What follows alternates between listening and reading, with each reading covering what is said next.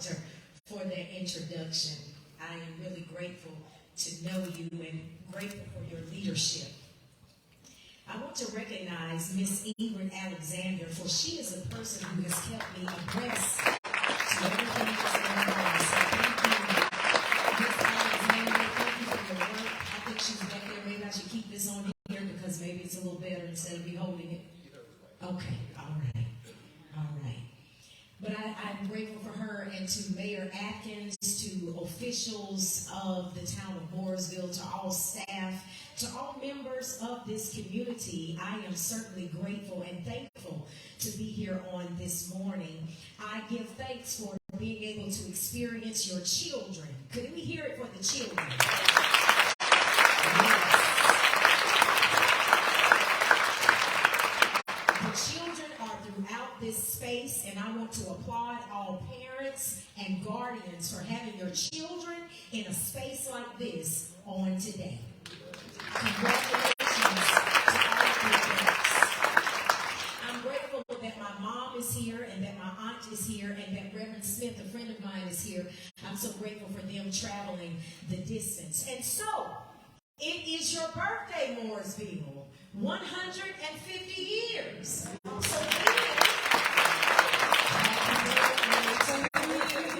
happy birthday to you. Happy birthday, town of Mooresville. Happy birthday to you.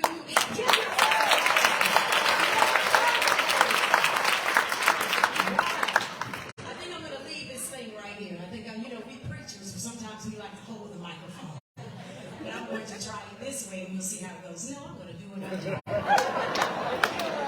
drove 3 hours to be with you on this morning, so I am so grateful again. I drove 3 hours not just to sing happy birthday to you, but to celebrate. You have gathered in this sacred space on this morning for your peace walk and for your breakfast to celebrate this year of King Day 2023. And you aspire to move forward together. Move forward together. I tell you, I believe that is an aspiration that our entire nation ought to follow. Move forward together. A great sentiment. And when thinking about this idea of moving, I want to do them one at a time. Is that all right? Move. Moving. When considering that word moving, Dr. Martin Luther King Jr., he really encouraged a call for personal action for change. Personal action for change. He said, many cry peace, peace, but they refuse to do the things that make for peace.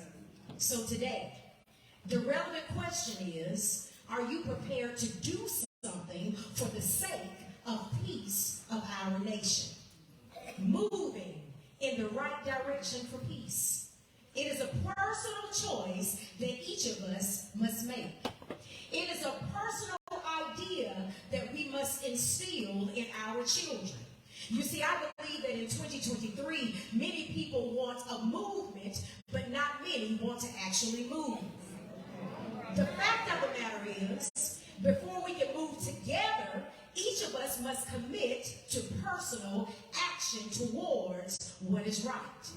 Be very clear that doing what's right is an act in accordance to justice and morality. Doing what is wrong is an act that is not committed a movement in accordance to justice and morality. So then in 2023, there must be movement towards what is right for all people. And when we question when is the time to move in the right direction, we must remember that Dr. King said that it is always the right time to do what is right. So then now is the time. Dr. King laid out much thought behind why we cannot wait. Moving. And then we think of the word forward. Forward. Everyone here knows this morning that if you would have walked backwards during your peace walk, then you would not have reached your destination. Walking backwards gets you nowhere. Walking is supposed to be about forwardness that makes us reach the desired location. So then Dr. King had this idea of a forward fellowship. When he thought about a worldwide fellowship, he wanted us to lift our neighbor. And when he talked about lifting your neighbor, he talked about it in the sense of when you do the lifting, it goes beyond one's pride. When you do the lifting, it goes beyond one's race. When you do the lifting, it goes beyond one's class and even beyond one's nation. Dr. King aspired to a forwardness that included love.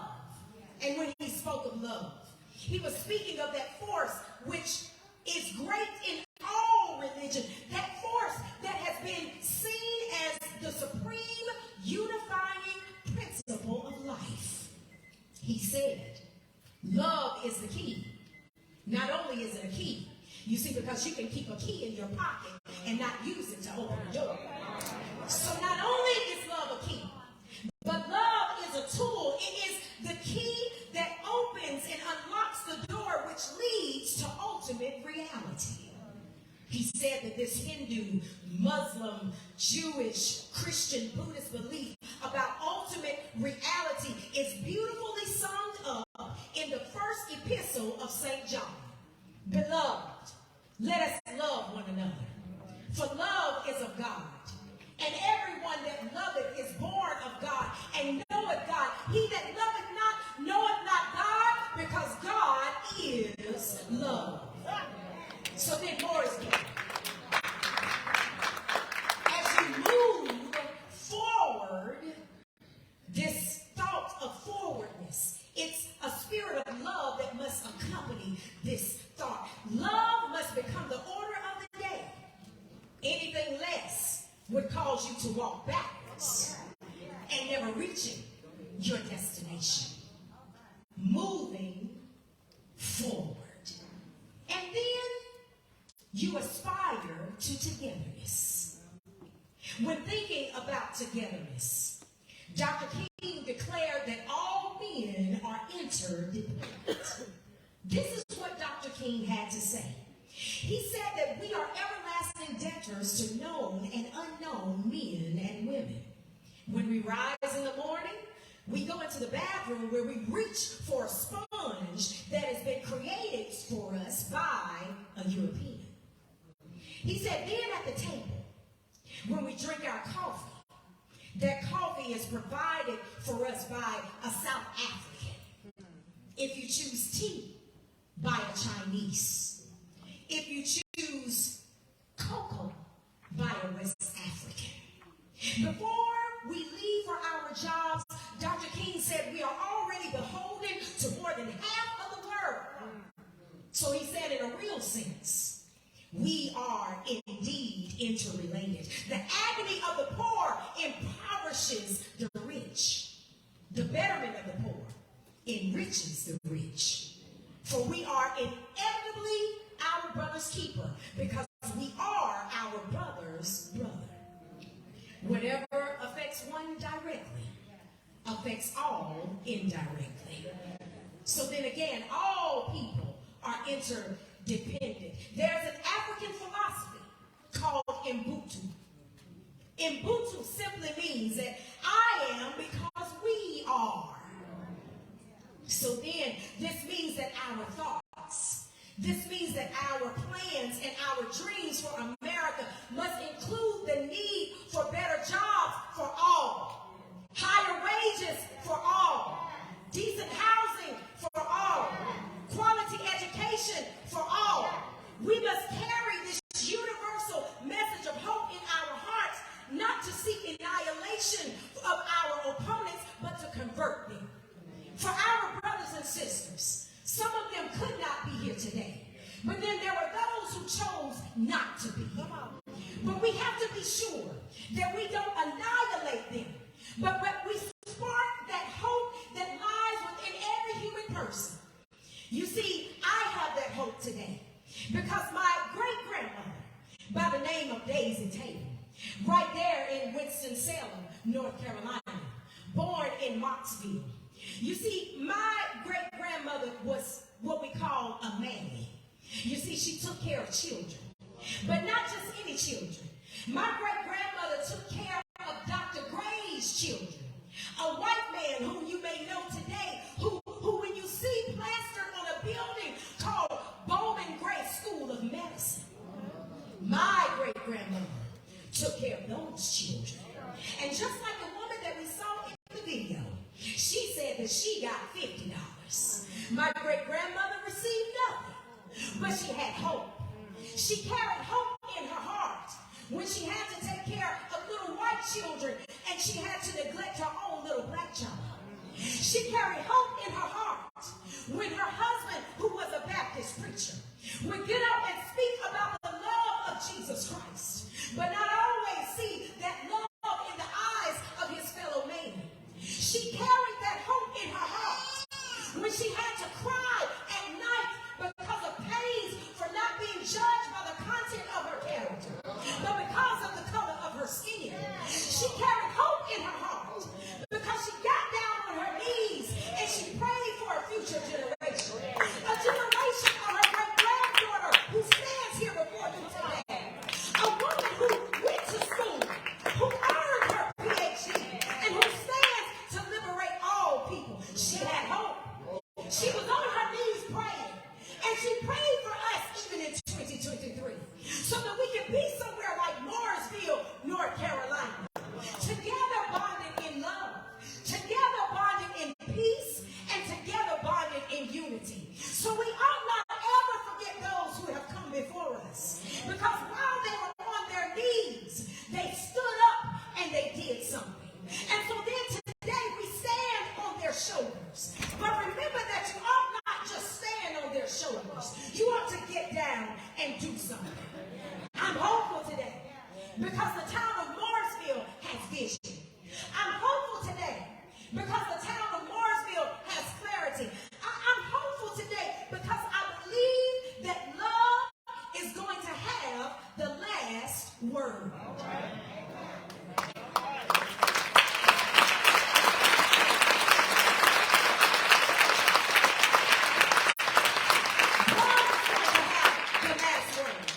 Yes, we face gun violence, refugee crisis, poverty, and student debt. But love is going to have the last word.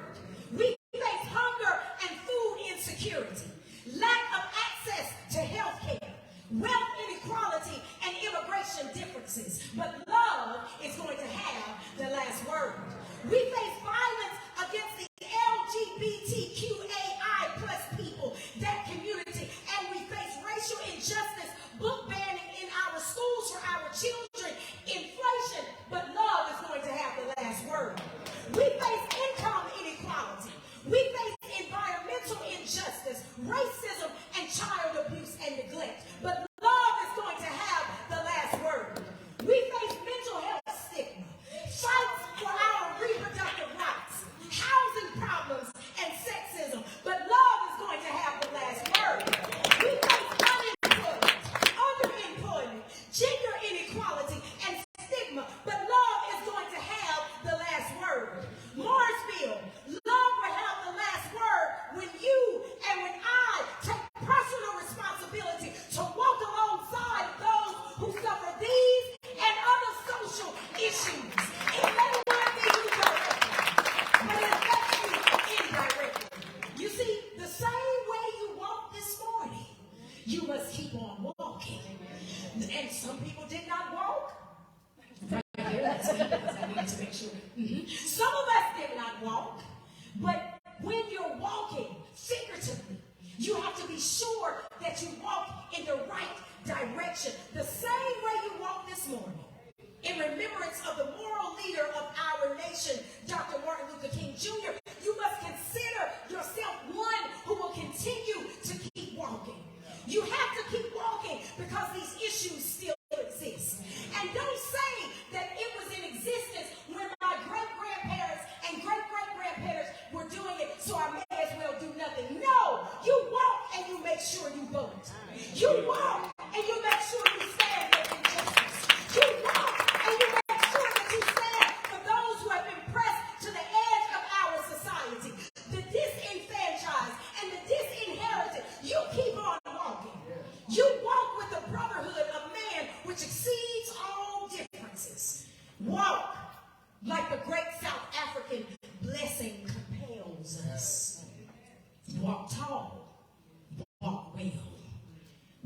safe, walk free, and may harm never come to thee. Walk wise, walk good, walk proud, walk true, and may the sun always smile on you. Walk wise, walk good, walk proud, walk prayer, walk hope, walk faith, walk light, and may peace always guide your light. Walk joy, walk brave, walk love, walk strong, and may life always give you a song. And I tell you, Mooresville, when the blessing of the art enough, and when you grow weary of the speeches, Mooresville, when your legs get tired, and even when you must walk alone in the right direction, perhaps you'll have to call help from on high. You see, Dr. King wasn't only a moral rights leader, he was a Baptist preacher. And he had a friend by the name of Miss Mahalia Jackson. And so whenever he got tired of walking, he would call Miss Mahalia Jackson. Whenever he got tired in his body, in his spirit, in his soul, he would call on his friend. And Miss Mahalia Jackson, you see, she would get tired as well. And so she would solicit the company of the God of her Christian faith. She would call on that God for both herself and for Dr. King. She pleaded the company of her Lord. She knew that if she had to walk, she contended that she didn't want to walk alone. She wanted Jesus to walk with her. And so she would ring out in song, walk with me, Lord.